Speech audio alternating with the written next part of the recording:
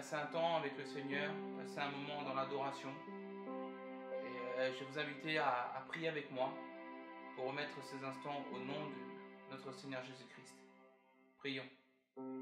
Père éternel, nous voulons, Seigneur, te louer, te glorifier. Merci encore parce que tu es avec nous et tu encore opères des miracles en nous redonnant ton souffle de vie, Seigneur.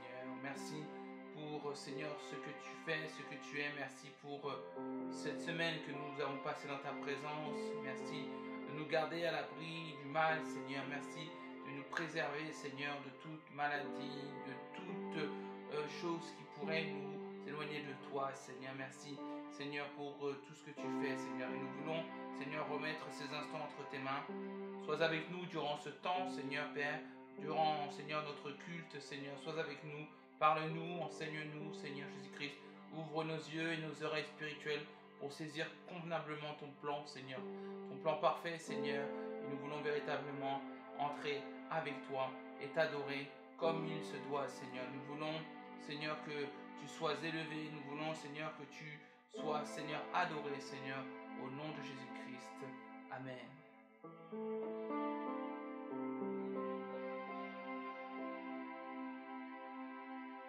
Tu mérites la louange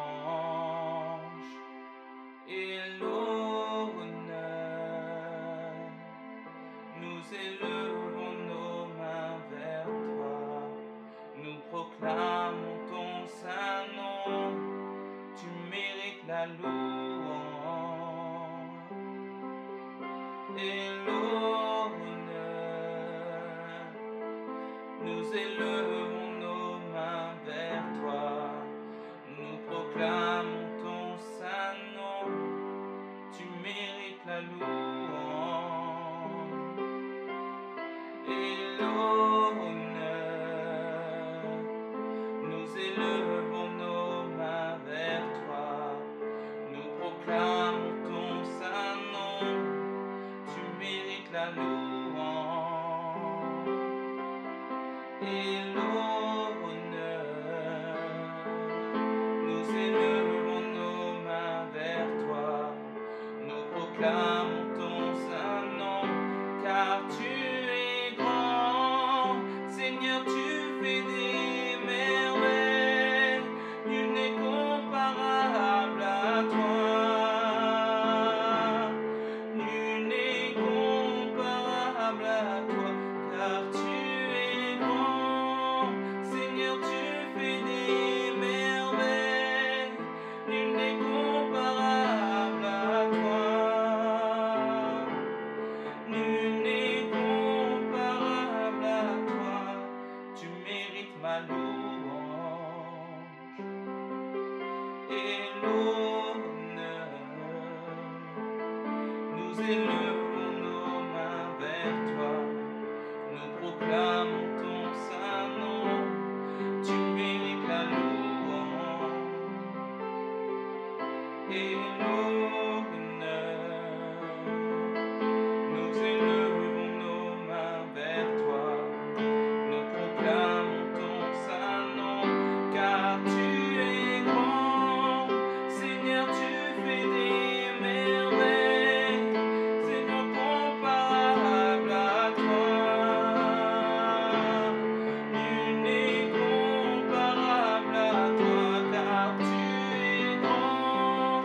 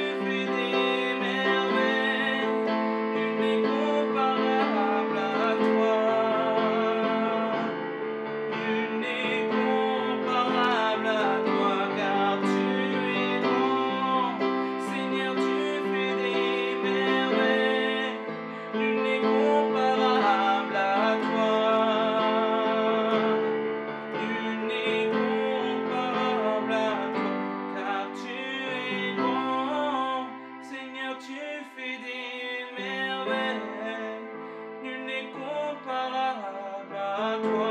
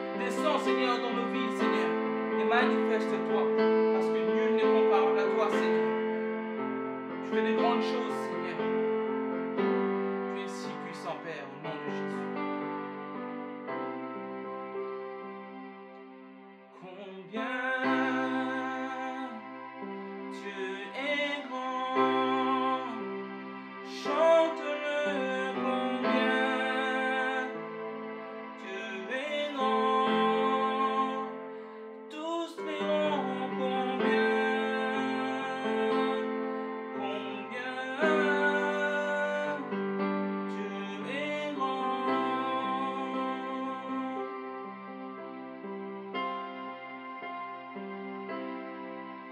grand.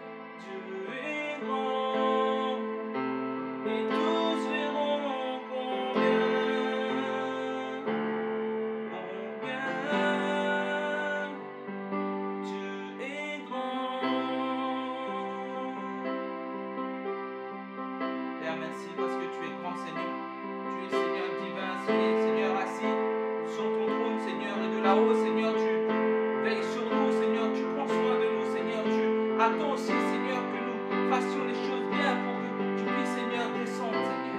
Voilà pourquoi, Seigneur, je prie avec un cœur sincère, Seigneur, je t'adore avec un cœur sincère, Seigneur, pour que tu puisses véritablement descendre dans ma vie, Seigneur, pour que tu puisses, Seigneur, faire agir, Seigneur, dans ma vie, Seigneur.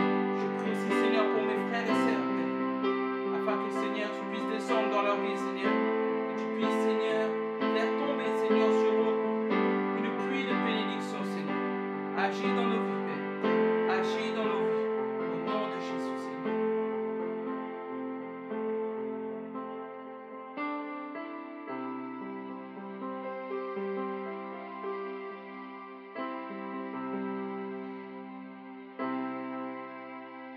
Ouvre les écluses des cieux, que ta pluie tombe, que ta pluie tombe. Ouvre les écluses des cieux, que ta pluie tombe, que ta pluie tombe. Ouvre les écluses des cieux, que ta pluie tombe, que ta pluie tombe. Ouvre les écluses des cieux, que ta pluie tombe, que ta pluie tombe. Ouvre les écluses des cieux, que ta pluie tombe, que ta pluie tombe. Ouvre les écluses des cieux, que ta pluie tombe, que ta pluie tombe. Ouvre les écluses des cieux, que ta pluie tombe, que ta pluie tombe. Ouvre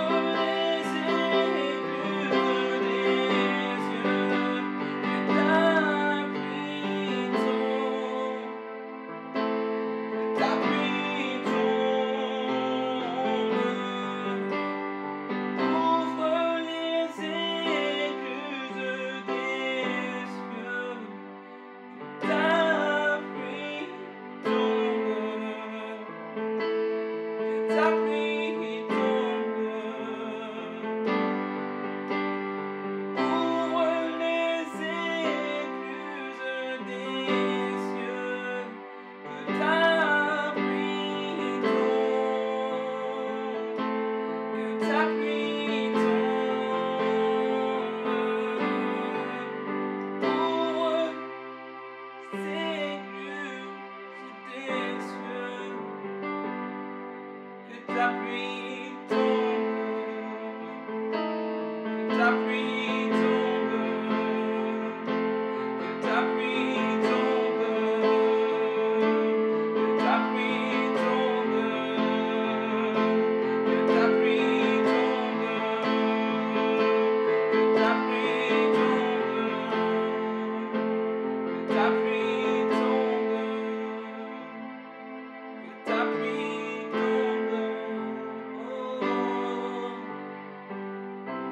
Père, Seigneur, envoie, Seigneur, une pluie de bénédiction, Seigneur, dans nos vies, Père.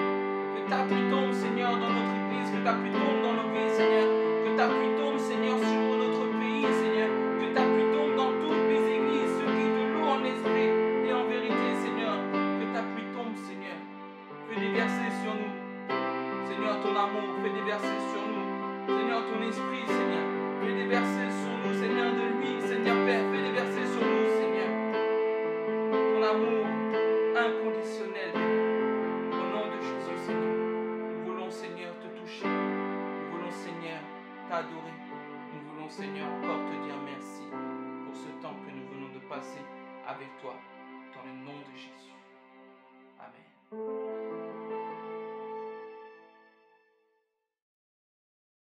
Aujourd'hui, la lecture se fera dans le livre de Samuel, au chapitre 15, verset 22. La parole dit: Samuel dit: L'Éternel trouve-t-il autant de plaisir dans les holocaustes et les sacrifices que dans l'obéissance à sa voix? Non, l'obéissance vaut mieux que les sacrifices, et l'écoute attentive vaut mieux que la graisse des béliers. Samuel n'est pas en train de dire que le sacrifice n'a aucune valeur, non. Il invite Saül à aller au-delà du rituel et à examiner les raisons de l'accomplir. Si le cœur de celui qui l'offre n'est pas sincèrement repentant, ou si son amour pour Dieu n'est pas sincère, le sacrifice n'est qu'un rituel vide de sens. Et c'est pareil pour la scène. Nous ne prenons pas le pain et le vin uniquement comme un rituel à accomplir, mais il est important de venir devant le Seigneur avec une attitude de repentance et de reconnaissance pour ce que Dieu nous a donné à la croix par le biais de son Fils, Jésus-Christ de Nazareth. Amen. Donc nous allons tout de suite prier et nous préparer à prendre ensemble ce repas. Seigneur mon Dieu, Père éternel, je te loue, je te glorifie, Seigneur. Merci pour cette grâce, Seigneur, que tu nous fais de pouvoir nous réunir malgré cette période, Seigneur. Merci pour tous ces canaux que tu permets, Seigneur. Merci parce que on peut prendre, Seigneur, encore la Sainte Seine, Seigneur, ensemble, virtuellement, Seigneur. Mais il faut aussi, Seigneur, que l'on te remercie pour tout ce que tu as accompli à la croix, Seigneur, il y a plus de 2000 ans, Père éternel. Et comme ta parole le dit, Seigneur, l'obéissance vaut mieux que les sacrifices, Père éternel. Alors permets-nous d'obéir, Seigneur, à ta voix, d'avoir un cœur pur, Seigneur, et sincère devant toi, Père éternel, pour te remercier de tout ce que tu as fait. Merci, Seigneur, pour le pardon de nos péchés, Seigneur. Je te glorifie encore et encore, Seigneur, pour tout ce que tu fais. Merci, Seigneur, et je te remets ce repas entre tes mains, Père éternel. Que toute la gloire te revienne, Seigneur, au nom de Jésus. Amen. Donc voilà. Prenons ensemble ce repas, notre frère et sœur.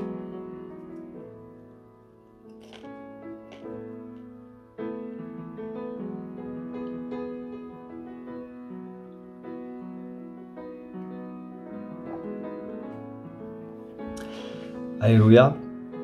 Gloire à Dieu. Donc voilà, c'était le moment de la Sainte Seine et je vous laisse juste avec cette petite annonce concernant les dîmes offrandes. Donc nous avons toujours le site Donorbox pour donner ce que le Seigneur vous a mis à cœur. Donc voilà, je vous invite vraiment, il y a une vidéo qui va arriver pour plus d'explications et voilà, n'hésitez pas à y aller, c'est un site qui est totalement sécurisé. Voilà, je vous remercie et je vous souhaite un bon culte. Bonjour, voici une courte vidéo pour expliquer comment faire un don aux églises sources de vie. Le lien de ce site est en description. Tout d'abord, indiquez le montant de votre choix. Ensuite, cochez la première case pour nous indiquer si cela est une dîme, une offrande ou un don. Cliquez suivant. Afin de recevoir une confirmation de votre paiement, il est nécessaire de renseigner vos coordonnées. Ils vous permettront de vous identifier et de vous adresser les reçus fiscaux. En descendant, cochez la deuxième case pour confirmer vos informations personnelles et cochez la première case pour recevoir des courriers électroniques de source de vie. Ensuite, cliquez sur Suivant. Choisissez votre mode de paiement. Par carte, indiquez vos coordonnées bancaires ou par prélèvement automatique. À la fin de cette étape, appuyez sur Faire un don.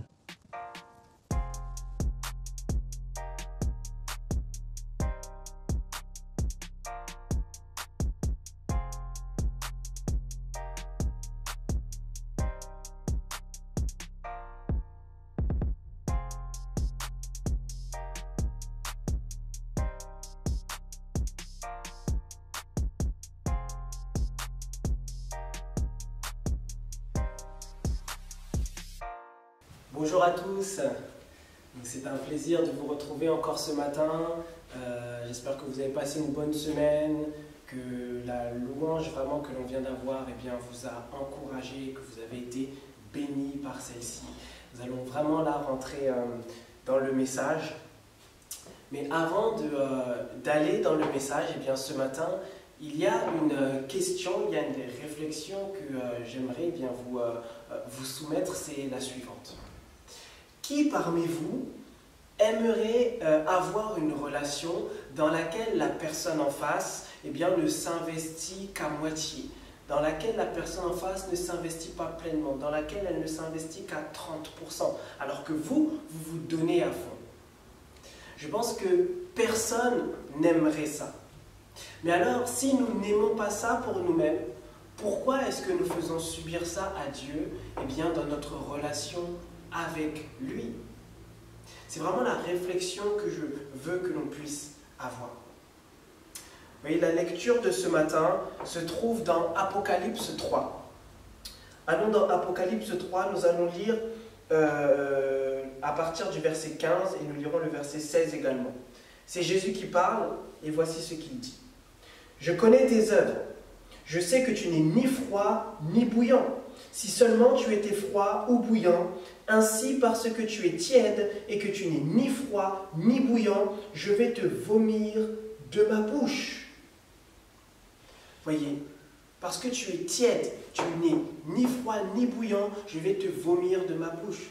Plus que nos paroles, eh bien, Jésus connaît nos œuvres. Il sait que nous ne sommes pas bouillants, il sait que nous ne sommes pas à fond, il sait que nous sommes un pied dedans, un pied dehors, il sait que nous ne nous donnons pas à fond, il sait que nous sommes 30% pour lui, mais 70% pour le monde, il sait que nous ne sommes pas pleinement pour lui. Et Jésus ne tolère pas ça. Jésus n'accepte pas ça. Jésus nous veut pleinement, il nous veut entièrement, il nous veut complètement. C'est pourquoi ce matin, eh bien, nous allons parler ensemble de deux choses qui souvent nous empêchent eh bien, de nous donner pleinement, de nous donner complètement, entièrement à Dieu. Donc, la première de ces choses, eh bien, c'est tout simplement la distraction. C'est la distraction. Vous voyez, Jésus dit, je connais tes œuvres. Je sais que tu n'es ni chaud ni froid. Je sais que tu es tiède. C'est comme si Jésus disait, je sais que tu es là, mais en même temps, tu n'es pas là. C'est comme si tu étais distrait par quelque chose. Et vous voyez, la distraction est un des outils que le diable utilise le plus pour nous éloigner de Dieu. Il vient nous distraire par toutes sortes de choses, toutes sortes de tentations, toutes sortes eh bien, de plaisirs, parfois légitimes, parfois non. Il vient là avec vraiment l'objectif que nous puissions nous éloigner le maximum possible de Jésus-Christ. C'est la stratégie qu'il emploie. Vous voyez, des fois, il utilise des choses qui ne sont même pas des péchés, mais qui petit à petit dans notre vie finissent par nous éloigner de Dieu, qui petit à petit finissent par nous faire perdre notre consécration, nous faire perdre notre zèle, nous faire perdre notre amour pour Jésus-Christ. C'est la raison pour laquelle dans 1 Corinthiens 10, à partir du verset 23, il nous est dit que tout m'est permis, mais tout n'est pas utile. Tout m'est permis, mais tout n'édifie pas. Et dans 1 Corinthiens 6, au verset 12, il nous est dit que tout m'est permis, mais que je ne me laisserai asservir par rien. Tout m'est permis, mais je ne me laisserai dominer par rien du tout. Et ça, par là, nous devons comprendre qu'il y a des choses dans notre vie, il y a des activités, il y a des loisirs, il y a des relations qui en soi ne sont pas mauvaises. Mais si nous sommes vrais avec nous-mêmes, nous constatons que depuis que ces choses sont dans notre vie, eh bien, nous nous éloignons petit à petit de Dieu. Eh bien, nous nous éloignons petit à petit du zèle que nous avions autrefois. Nous nous éloignons de notre consécration. Mais vous voyez, si nous sommes vrais avec nous-mêmes et que nous constatons ça, alors qu'est-ce qu'il faut faire? Eh bien, il faut tout simplement se débarrasser de ces choses. Il faut tout simplement se débarrasser de ces choses. Au lieu de s'éloigner de Christ, il faut s'éloigner de ces choses-là. Jésus-Christ nous dira, si un membre est pour toi une occasion de chute, eh bien, coupe-le, arrache-le. Voyez, certes, ça va nous faire mal de nous débarrasser de certaines choses, ça va nous faire de la peine de nous débarrasser, de nous retirer de certaines choses, mais la question vraiment que l'on doit se poser, c'est est-ce que j'aime ces choses plus que je n'aime Dieu? Est-ce que j'aime cette relation dont je ne veux pas me séparer plus que j'aime Dieu? Est-ce que j'aime ce loisir dont je ne veux pas me séparer plus que je n'aime Dieu? Et si on constate que nous aimons Dieu plus que cette chose, alors séparons-nous de cette chose. Une fois, il y a un homme qui est venu auprès de Jésus et il vient là dans la joie auprès de Jésus et Jésus va lui dire, mais si tu veux être parfait, va, vends tout ce que tu as et suis-moi. Et la Bible nous dit que cette personne va s'en aller, il va faire demi-tour, il va partir tout triste, le visage défait. Pourquoi ? Parce que cette personne savait qu'elle avait des choses, plein de choses dont elle ne voulait pas se séparer, plein de choses qu'elle ne voulait pas abandonner, des choses qu'elle n'était pas prête à perdre. Et c'est pareil pour nous. La question c'est qu'est-ce que nous sommes prêts à perdre pour gagner Christ? Est-ce que nous sommes prêts à perdre des choses pour gagner Christ? Est-ce que nous sommes prêts à nous débarrasser de certaines choses pour gagner Christ? Est-ce que nous sommes prêts à abandonner certaines choses pour gagner Christ? Et c'est de ça dont l'apôtre Paul parle. Il dira, eh bien, dans Philippiens 3 au verset 8, il dira « Et je considère même toute chose comme une perte, en comparaison à ce bien suprême, connaître Jésus-Christ mon Seigneur, pour qui je me suis privé de tout avantage personnel. Je considère tout cela comme des déchets afin de gagner Christ. » Il dit, je considère tout cela comme des déchets afin de gagner Christ. L'apôtre Paul avait pleinement conscience de qui était Jésus-Christ et de ce que ça représentait que de l'avoir dans sa vie. Il le dit lui-même, c'est un bien suprême. Et pour lui, c'était tellement avantageux que de connaître Jésus-Christ, et bien qu'il voyait tout le reste comme des déchets. Il était prêt à abandonner tout le reste pour gagner Christ. Et c'est ça la question. Qu'est-ce que nous sommes prêts à abandonner, à laisser, à perdre, eh bien pour gagner Christ? Et c'est de ça même que Jésus lui-même parle lorsqu'il nous dit, vous voyez, lorsqu'il nous dit que sert-il à un homme de gagner le monde entier s'il perd son âme? Que sert-il à un homme de gagner le monde entier s'il perd son âme? Vous voyez, cela ne lui sert à rien. Que pourra-t-il échanger contre son âme? Rien. Donc nous devons comprendre que pour suivre Christ, pour marcher avec Jésus-Christ, eh bien il y a certaines choses que nous devons abandonner, que nous devons laisser. Il y a certaines distractions qui nous éloignent de lui. Nous devons prier pour demander à Dieu, eh bien, de non pas ne plus nous éloigner de Jésus-Christ, mais de nous donner la force, la capacité, eh bien, de nous éloigner des distractions qui nous éloignent de Christ. Nous devons prier et vraiment demander à Dieu cette chose, demander à Dieu qu'il nous donne la capacité de nous éloigner, de nous séparer. Est-ce que ce matin, peut-être, je peux parler à un jeune et lui dire que, eh bien, le réseau social sur lequel tu passes des heures et des heures et des heures à scroller, alors que tu n'arrives pas à prier ni lire ta Bible pendant 5 minutes, eh bien, cela constitue une distraction pour toi. Et qu'est-ce que tu devrais faire? Tu devrais t'en séparer pendant un temps. Tu devrais faire un jeûne des réseaux sociaux pendant un temps pour apprendre à te concentrer sur Jésus-Christ, pour apprendre à prier, pour apprendre à lire ta Bible. Voyez, savoir dire non à certaines choses pour un temps, eh bien ce n'est pas une faiblesse, c'est même une force. C'est une force qui s'appelle la discipline. Et ça, même le monde l'a compris, et même le monde l'utilise. Donc à combien plus forte raison, nous, enfants de Dieu, nous devrions apprendre à nous discipliner. Parce que nous sommes appelés à être des disciples. Nous sommes appelés à nous discipliner.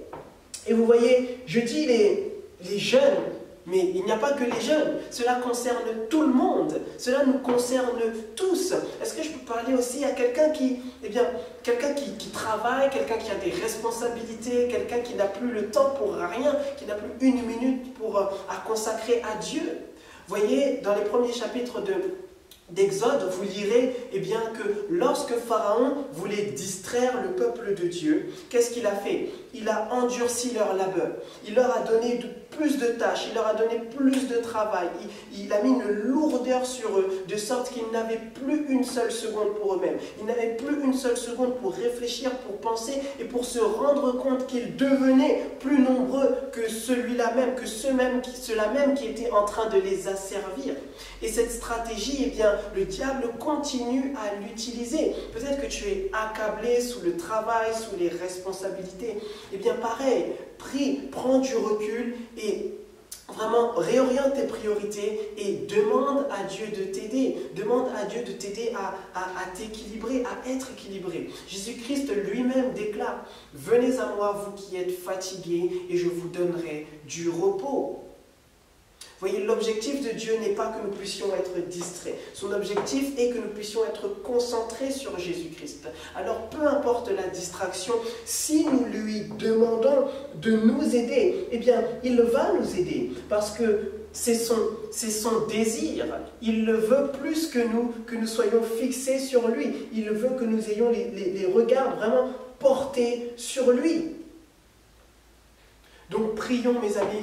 Prions vraiment pour que Dieu puisse nous aider. Et si nous connaissons les distractions qui nous éloignent de Christ, ciblons ces distractions-là et demandons vraiment à Dieu de nous éloigner de ça. Et si nous ne savons pas quelles sont les distractions dans notre vie qui nous éloignent de Christ, prions afin que le Saint-Esprit puisse nous les révéler. Parce qu'il y a de ces distractions dans notre vie que nous ne connaissons même pas, nous n'avons même pas connaissance que ces choses-là nous éloignent de Dieu. Vous voyez, il y a un pasteur qui racontait une fois, qui disait que, un jour, il est parti rendre visite à une femme de son église. Cette femme-là, il disait que c'était une battante qui était en train justement de se battre contre le cancer. Elle était en chimiothérapie. Il est parti la voir et il lui a demandé: mais comment est-ce que ça va? Comment est-ce qu'elle fait? Comment est-ce qu'elle s'en sort? Et là, cette femme va prendre la parole de manière joyeuse et puis elle va lui dire: écoutez pasteur, je sais que ça va aller, je sais que tout va bien se passer, je sais et je crois que Dieu va me guérir. Elle dit: j'ai passé beaucoup de temps à prier pour ma guérison, mais là où je suis maintenant, j'ai compris une chose, c'est que cette maladie était en train de me distraire des vraies choses que je dois faire. J'ai compris là maintenant que plus que de juste prier pour moi, je dois également prier pour toutes les personnes là qui sont avec moi là dans cette chimio. Elle disait que j'ai commencé à prier pour les gens autour de moi. J'ai commencé à leur partager la bonne nouvelle de Jésus-Christ. J'ai commencé vraiment à intercéder pour eux. Elle racontait que d'ailleurs la semaine dernière j'en ai amené 8 à l'église, les 8 ont donné leur vie au Seigneur et maintenant je sais que là où je suis, c'est un vrai champ de bataille. Je sais que cet hôpital est un vrai champ de bataille pour moi et que je suis en mission et que j'ai des choses à faire ici. Et elle expliquait que cela ne me plaît pas que d'être dans ce lieu, mais tant que je serai ici, je vais sauver des âmes. Tant que je serai ici, je vais prier pour les gens qui sont autour de moi. Tant que je serai ici, je vais partager la bonne nouvelle de Jésus-Christ. Et elle disait que maintenant que je suis là, je vais faire regretter au diable de m'avoir donné cette maladie, de m'avoir mis dans ce lieu. Je vais lui faire regretter en partageant la bonne nouvelle de Jésus-Christ. Et lorsque j'ai entendu cette histoire, je me suis dit: mais waouh! Je me suis dit: mais c'est incroyable. Cette femme était tellement concentrée sur Jésus-Christ qu'elle ne s'est même pas laissée distraire par la maladie. Elle était tellement focus sur Jésus-Christ, focus sur sa mission, que même les circonstances de sa vie n'ont pas pu la retirer de ça. Vous voyez? Et pourtant, on aurait pu dire: mais c'est son droit. C'est son droit que de s'occuper vraiment d'elle, de prier que pour elle, c'est son droit. Mais elle pensait aux autres, elle pensait au salut des autres, elle pensait à la mission que Dieu lui avait confiée là où elle était. Et vous voyez, nous aussi, nous devons être comme cette femme. Nous devons comprendre que là où Dieu nous place, c'est également là où nous sommes, c'est également pour une raison particulière, que nous avons une mission à effectuer. Et comme cette femme, nous devons comprendre qu'il ne s'agit pas juste de notre salut, mais il s'agit également des gens qui sont autour de nous. Et voyez, il y a des gens qui attendent après nous. Notre famille attend après nous. Nos amis attendent après nous. Nos collègues attendent après nous. Mais pour les toucher, nous d'abord en premier, nous devons être touchés. Voyez, pour agir comme cette femme a agi, nous ne pouvons pas nous permettre d'être tièdes. Nous devons être chauds, nous devons être bouillants, nous devons être concentrés sur Jésus-Christ. Parce que si nous ne sommes pas dans cet état, cela ne sera pas possible d'agir comme elle a agi. Nous avons besoin vraiment d'avoir le regard fixé sur Jésus-Christ et d'être vraiment concentrés sur lui, d'être bouillants pour lui. De ne pas nous laisser distraire par les choses de la vie, de ne pas nous laisser distraire par nos situations. C'est pourquoi vraiment je ne sais pas ce que tu traverses, mais ce que je sais, c'est que Dieu va s'occuper de toi. Alors ne te laisse pas distraire par les inquiétudes de la vie. Ne te laisse pas distraire par les problématiques de la vie. Garde ta concentration vraiment sur Jésus-Christ.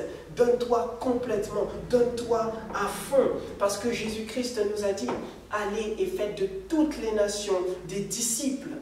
Allez et faites de toutes les nations des disciples. C'est l'appel que Jésus-Christ nous a lancé. Mais comment pourrions-nous faire des disciples si nous-mêmes nous ne sommes pas des disciples? Nous ne pouvons pas faire des disciples si nous ne sommes pas des disciples. Nous avons besoin de nous donner à fond. Nous avons besoin de nous donner pleinement à Jésus pour être un disciple. Voyez, pas juste 40% voilà, avec Jésus et puis 80% 60% ailleurs. Non, nous avons besoin vraiment d'être totalement avec Jésus-Christ. Amen. Vous voyez, je vous ai dit que nous allons parler de deux choses qui nous éloignent de Jésus-Christ. La première de ces choses, c'est la distraction, nous l'avons dit. Et la deuxième chose, c'est tout simplement la procrastination. La deuxième chose, c'est la procrastination. C'est le fait de toujours remettre au lendemain les choses que nous pouvons faire aujourd'hui. Vous voyez, si nous tardons à donner notre vie pleinement, totalement, entièrement au Seigneur Jésus, c'est parce que nous pensons des fois que nous avons le temps. Nous disons, je le ferai demain, je donnerai ma vie demain, je me consacrerai demain, je me donnerai à fond demain, je ferai ce que j'ai à faire demain. Mais vous voyez, nous faisons de la procrastination spirituelle. Nous faisons de la procrastination spirituelle. Nous préférons nous consacrer à nos propres projets, à notre propre vie, plutôt que de nous consacrer à Jésus-Christ. Mais regardez, nous allons lire Jacques 4 à partir du verset 3. Jacques 4 à partir du verset 3, qui nous dit « À vous maintenant qui dites, aujourd'hui ou demain, nous irons dans telle ville, nous y passerons une année, nous y ferons des affaires et nous gagnerons de l'argent. Vous qui ne savez pas ce qui arrivera demain. En effet, qu'est-ce que votre vie? C'est une vapeur qui paraît pour un instant et qui disparaît ensuite. Vous devriez dire, au contraire, si Dieu le veut, nous vivrons et nous ferons ceci ou cela. Si Dieu le veut, nous vivrons et nous ferons ceci et cela. Voyez, nous pensons que nous avons le temps. Mais vous voyez, la réalité, c'est que nous n'avons pas le temps.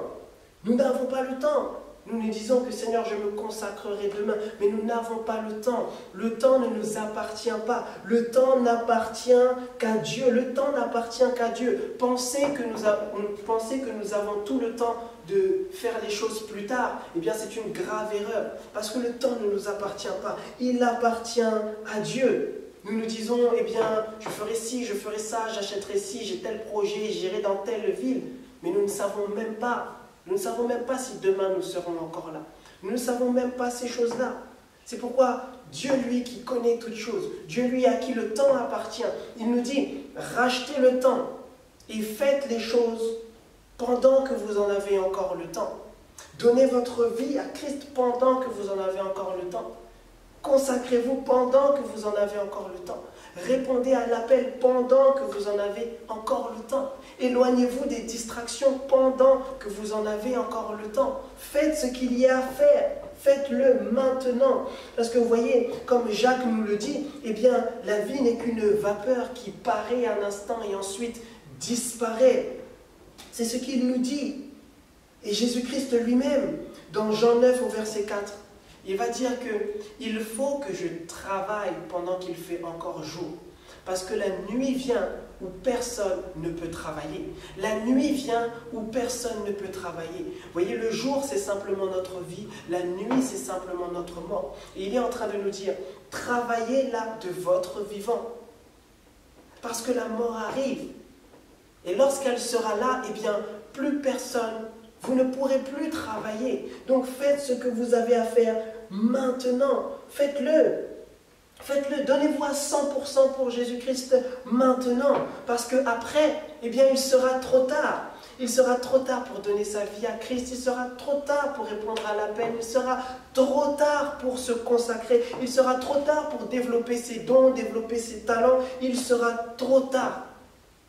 Il sera trop tard. Voyez, parce qu'il y a un début et il y a une fin. Il y a un commencement et il y a une fin. Et ça, nous le savons. Nous savons ces choses, nous connaissons ces choses. Nous savons qu'il y a un début, nous savons qu'il y a une fin, nous le savons. Mais pourtant, eh bien, nous vivons comme si il n'y avait pas de fin. Nous vivons comme si nous avions le temps de tout faire. Nous vivons comme des ignorants. Nous vivons comme à l'époque de Noé.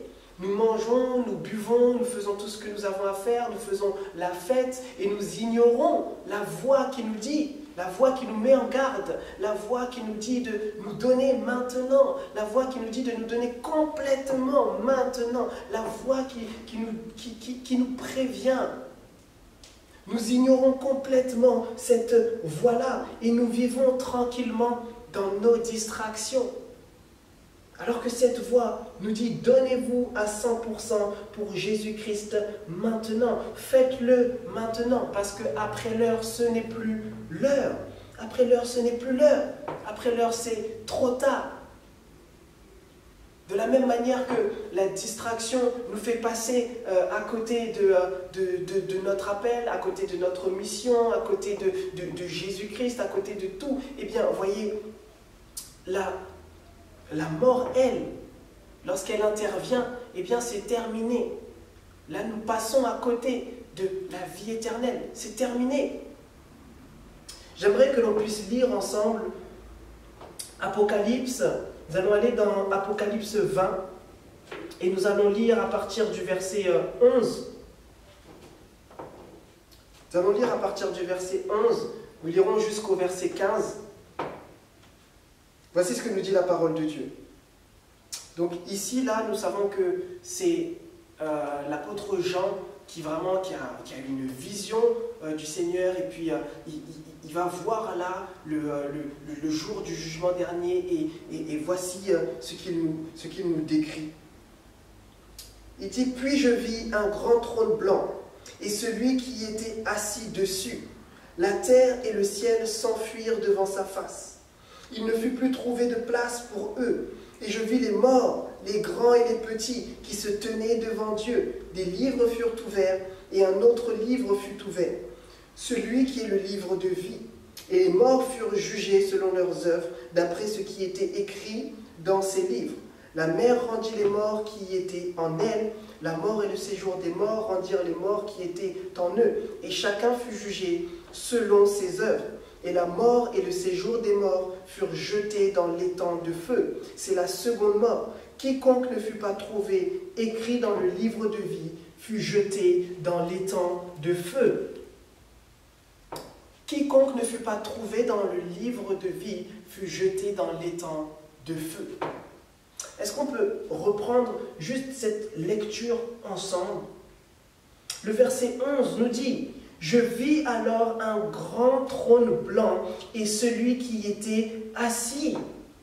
Là, il a vu Dieu dans toute sa splendeur, assis sur le trône de gloire, dans toute sa majesté. La suite nous dit, La terre et le ciel s'enfuirent loin de lui et on ne trouva plus de place pour eux. Voyez, la terre et le ciel, l'univers entier qui a été souillé par le péché est comme obligé de disparaître devant la sainteté de Dieu. C'est dire à quel point notre Dieu est saint et c'est dire à quel point notre Dieu ne tolère pas le péché. Il ne tolère pas le péché. Regardez ensuite, le verset 12 nous dit « Je vis les morts, les grands et les petits, debout devant le trône. » Vous voyez, cette scène nous décrit simplement bien, que personne n'échappera à ce jugement-là.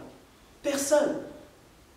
Vous voyez, nous pouvons éviter n'importe quel rendez-vous sur cette terre. Nous pouvons éviter la rentrée, nous pouvons éviter le travail, nous pouvons éviter un rendez-vous chez le médecin, nous pouvons éviter toutes choses.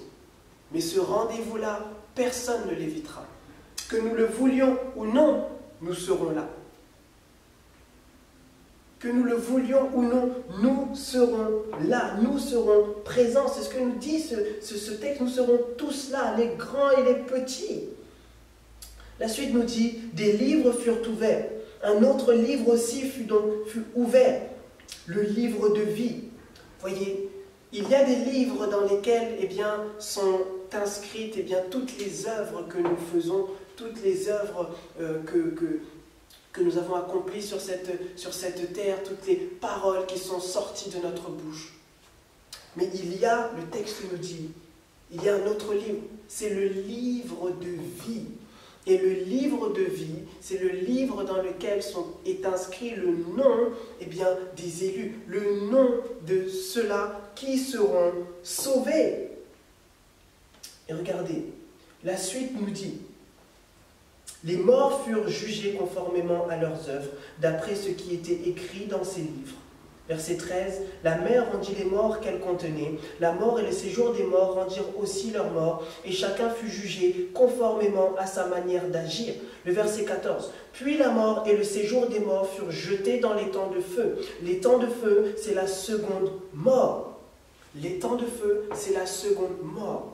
C'est-à-dire que quand c'est fini, c'est fini. Quand c'est terminé, c'est terminé. Les temps de feu, c'est la seconde mort. C'est la mort qui nous condamne à l'enfer. C'est la séparation définitive d'avec Dieu. Définitive. C'est la raison pour laquelle Jésus-Christ disait à ses disciples, ne craignez pas ceux qui peuvent tuer le corps, mais pas l'âme. Craignez plutôt celui qui peut faire périr le corps et l'âme en enfer. Craignez plutôt celui-là.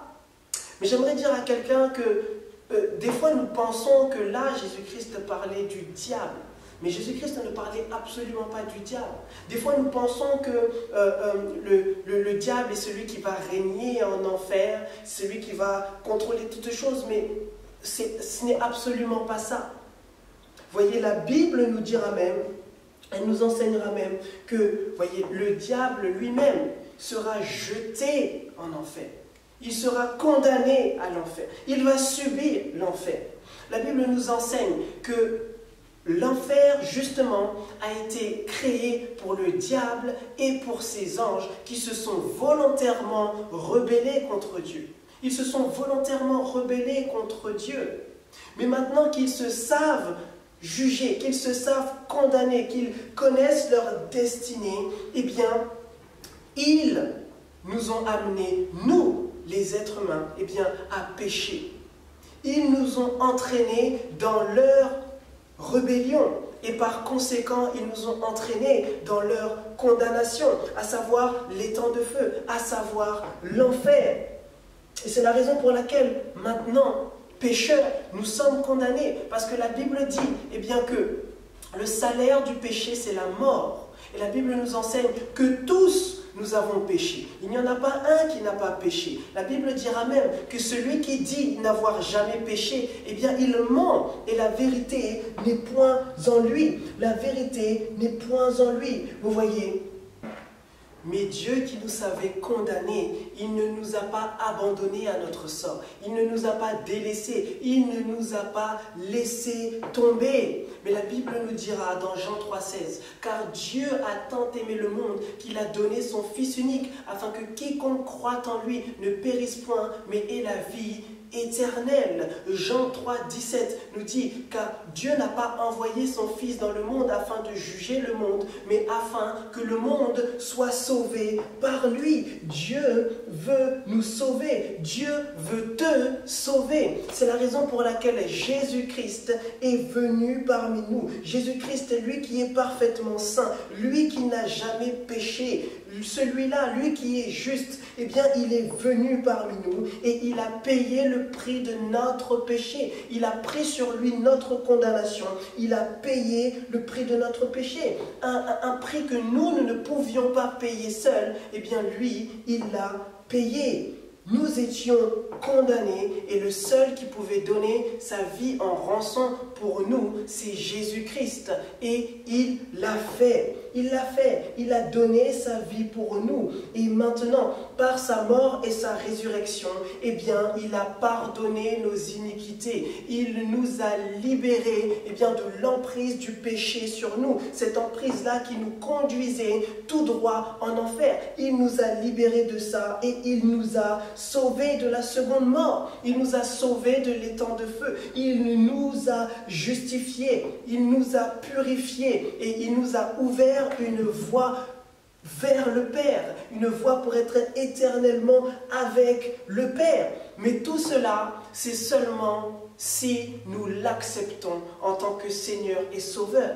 C'est seulement si nous l'acceptons lui en tant que Seigneur et Sauveur. Aujourd'hui, c'est à chacun d'entre nous de prendre la décision d'accepter ou non le salut que Jésus-Christ nous offre gratuitement.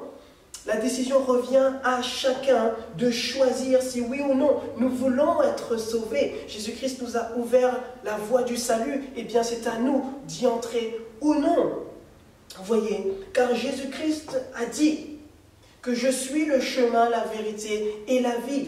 Il n'y a pas de salut ailleurs, autre part qu'en Jésus-Christ. Il dit que personne ne va au Père qu'en passant par moi. Sans passer par moi, ce n'est pas possible. C'est pourquoi, eh bien, si nous voulons la vie, si nous voulons la vie éternelle, il nous faut accepter Jésus-Christ. Il nous faut nous donner à lui complètement, pleinement. Vous voyez, il n'y a pas d'autre porte de salut. Et tout ce que Jésus-Christ nous demande, eh bien, c'est de croire en lui. C'est de croire qu'il nous a sauvés. C'est ça, la bonne nouvelle. C'est de croire qu'il nous a sauvés. C'est simplement tout ce qu'il veut. C'est que nous puissions demander pardon pour nos péchés. Et lui, il va nous pardonner. Et lui, il va nous sauver. Il nous a déjà sauvés. C'est ça la bonne nouvelle. La bonne nouvelle, c'est que nous étions en chute libre vers l'enfer, mais que Jésus est venu nous ouvrir une voie vers le Père. C'est ça la bonne nouvelle. C'est la raison pour laquelle celui qui sera sauvé ne le sera pas de ses propres efforts, de sa propre force, de ses propres œuvres, mais il le sera par la grâce de Dieu, eh bien, en Jésus-Christ, par Jésus-Christ. Mais par contre, celui qui ne sera pas sauvé, celui qui va périr, eh bien celui-là le sera de sa propre faute, parce que lui-même a délibérément refusé d'accepter Jésus-Christ, lui-même a refusé de marcher avec Jésus-Christ, lui-même a refusé de se donner pleinement, lui-même a laissé eh bien, la distraction et la procrastination l'éloigner de Christ. Lui-même, c'est son propre choix, c'est sa propre décision. Voyez, et c'est cela qui est résumé au verset 15, qui nous dit simplement que tous ceux qui ne furent pas trouvés inscrits dans le livre de vie, eh bien, furent jetés dans l'étang de feu. Le livre de vie, comme je l'ai dit, c'est le livre où est inscrit le nom des élus, le livre où est inscrit le nom de tous ceux eh bien, qui auront cru et qui auront sincèrement donné leur vie à Jésus-Christ. Le livre où est inscrit tous ceux qui auront sincèrement marché avec Jésus-Christ. Je dis sincèrement, je dis pleinement, parce que nous pouvons eh bien, tromper un homme et dire « je suis chrétien », mais nous ne pouvons pas tromper Jésus-Christ.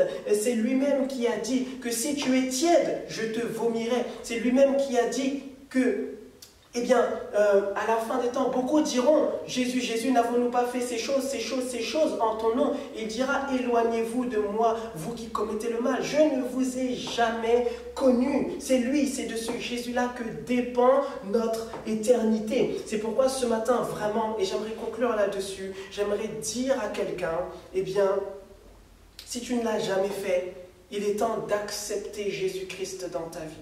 Il est temps de l'accepter comme ton sauveur, comme ton Seigneur. Il est temps de faire ce pas, d'accepter le salut gratuit que Dieu nous donne. Il est temps d'accepter l'amour de Dieu. Il est temps de faire ça.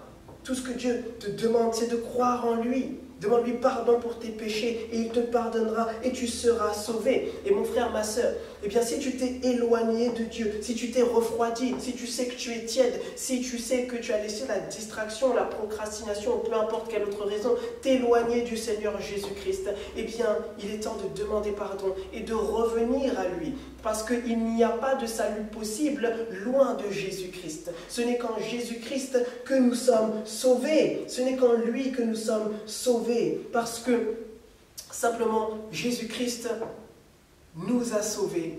C'est le seul à avoir payé le prix. Et maintenant, si nous l'acceptons, eh bien, nous pouvons aller avec lui dans l'éternité.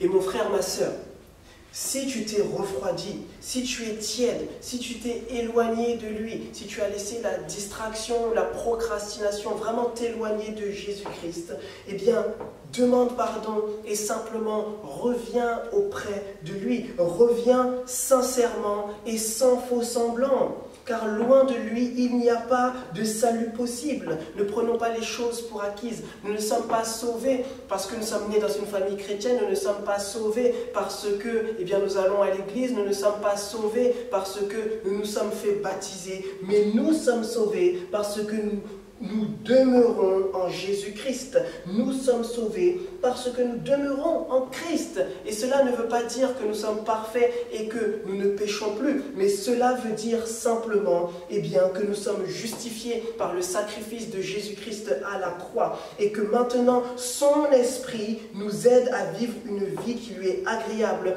par la repentance et la consécration, parce que son esprit vient en nous, il nous régénère et il vient nous apporter, il vient nous donner la capacité là où avant il n'y avait que la volonté, voyez. Donc tôt ou tard, eh bien chacun sera face à son Créateur. C'est la raison pour laquelle vraiment je veux dire à quelqu'un que ce jour-là, soit cela sera le plus beau jour de notre existence, soit cela sera le pire. Alors là où tu es, arrête de toujours tout remettre au lendemain et reviens vers Dieu. Ne laisse pas la distraction t'asservir, ne laisse pas la distraction t'éloigner du Seigneur Jésus-Christ, mais reviens simplement vers Dieu. Saisis le salut que Dieu te donne et sois bouillant, ne sois pas tiède, ne sois pas un pied dedans, un pied dehors, mais sois bouillant pour le Seigneur Jésus-Christ pendant qu'il est encore temps.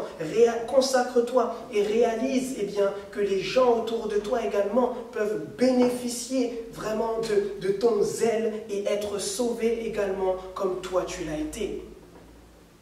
Nous allons prier.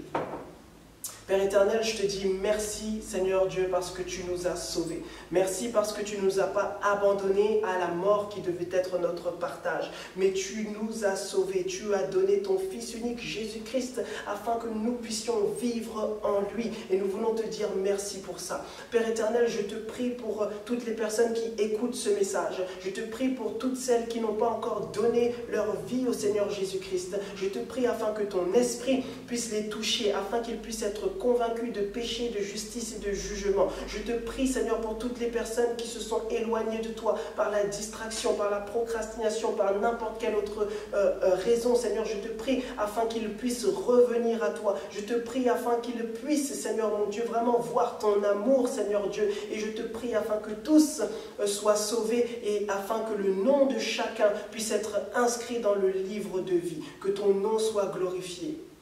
Amen. À ton nom,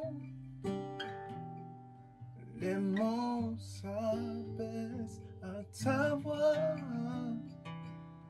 la terre se calme, tu parles, la terre obéit, Jésus, ce nom si merveilleux. À ton nom, les monts s'abaissent, à ta voix, la terre se calme, tu parles. La terre obéit, Jésus, ce nom si merveilleux. À ton nom, les monts s'abaissent, à ta voix, la terre se calme, tu parles. La mer obéit, Jésus, ce nom si merveilleux.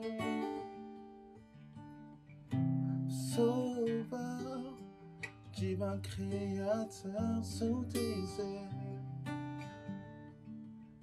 oui, je n'ai plus peur.